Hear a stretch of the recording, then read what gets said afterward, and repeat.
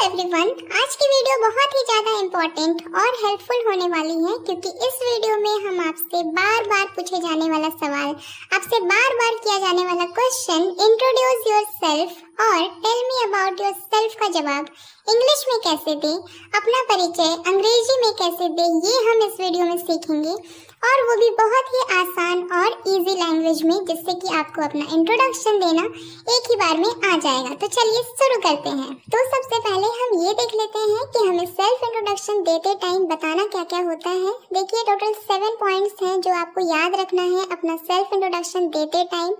सबसे पहला होता है नेम, आपको अपना पूरा नाम बताना होता है। सेकंड नंबर पे आता है प्लेस, आप कहाँ रहते हैं आपको वो बताना है। थर्ड है जॉब, कि आप क्या करते हैं, आपका काम क्या है, आपको वो बताना होता है। फोर्थ नंबर पे आता है क्वालिफिकेशन, आपने कहाँ तक पढ़ाई की है, आप किस फील्ड में पढ़े हैं, आपको वो बताना है। 5 नंबर पे आता है हॉबीज, कि आपकी हॉबीज क्या है, आपको क्या करना पसंद है, आपको वो बताना होता है। 6 नंबर पे आती है पर्सनालिटी, आपको अपनी पर्सनालिटी के बारे में बताना होता है। मीन्स कि आप किस तरह के व्यक्ति हैं, आपको वो बताना है अपने बारे में। और 7 नंबर पे आता है एक्सपीरियंस, कि आपको कितना एक्सपीरियंस है या फिर आपको एक्सपीरियंस नहीं है, तो वो भी आपको बताना होता है। तो ये है टोटल 7 पॉइंट्स जो आपको अपना सेल्फ इंट्रोडक्शन देते टाइम याद रखना है। अब इन्हीं पॉइंट्स को हम डिटेल में समझेंगे कि आपको इन पॉइंट्स को कैसे बताना है। So first point is name. Self introduction में नाम बताने के 2 तरीके होते हैं। सबसे पहले आप या तो आई एम का यूज करके बता सकते हैं या फिर आप अपना नाम माई नेम इज करके बता सकते हैं। फॉर एग्जाम्पल, मेरा नाम सोनी यादव है, तो मैं अगर बोलूंगी तो मैं ऐसे बोलूंगी कि आई एम सोनी यादव और my name is Soni Yadav. इसी तरह आपका जो भी नाम है उसे आप आई एम करके या फिर माई नेम इज करके बता सकते हैं। तो ये 2 तरीके हैं जिनसे आप अपना नाम बता सकते हैं, बट याद रखना है कि इन दोनों का यूज नहीं करना है, इन दोनों में से किसी एक का यूज आप कर सकते हैं। नेक्स्ट है प्लेस, यानी कि जगह, मतलब आप कहाँ से हैं, आप कहाँ रहते हैं। ठीक है, इसे बताने के भी 2 तरीके होते हैं। पहला तरीका है कि आप आई एम फ्रॉम का यूज कर सकते हैं। दूसरा तरीका आप बता सकते हैं आई बिलोंग टू करके। जैसे कि फॉर एग्जाम्पल, मैं कोलकाता में रहती हूँ, तो मैं बोलूँगी I am from Kolkata, I am from Kolkata, या फिर मैं बता सकती हूँ आई बिलोंग टू कोलकाता।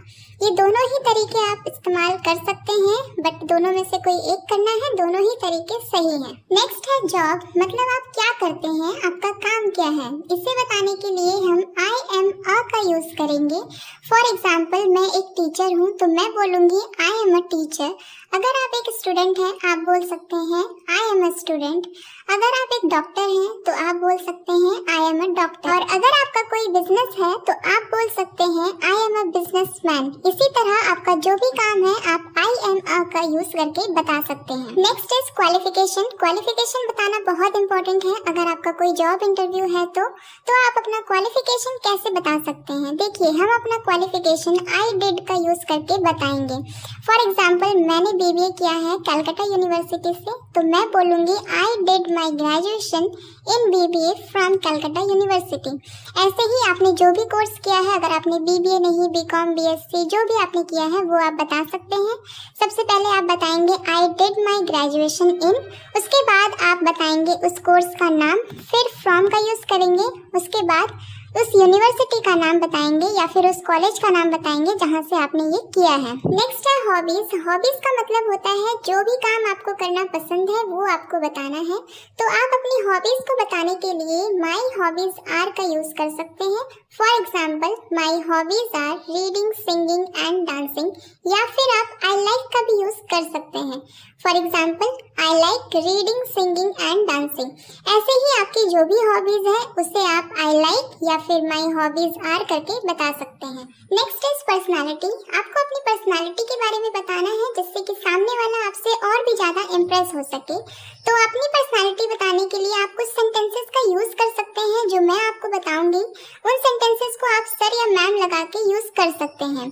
जैसे कि sir, I am open-minded, I am goal-oriented person, I am creative and hardworking person, and my strength is I am self-motivated and disciplined person। तो इतना काफी है आपको अपनी पर्सनालिटी बताने के लिए। तो ये कुछ सेंटेंसेस है जिनका यूज आप कर सकते हैं अपनी पर्सनालिटी के बारे में बताने के लिए। नेक्स्ट आपको बताना है एक्सपीरियंस। एक्सपीरियंस। लेकिन अगर आपके पास कोई एक्सपीरियंस नहीं है, आपने अभी अभी अपना कॉलेज पास आउट किया है और जॉब के लिए अप्लाई किया है, तो आप बोलेंगे आई एम अ फ्रेशर।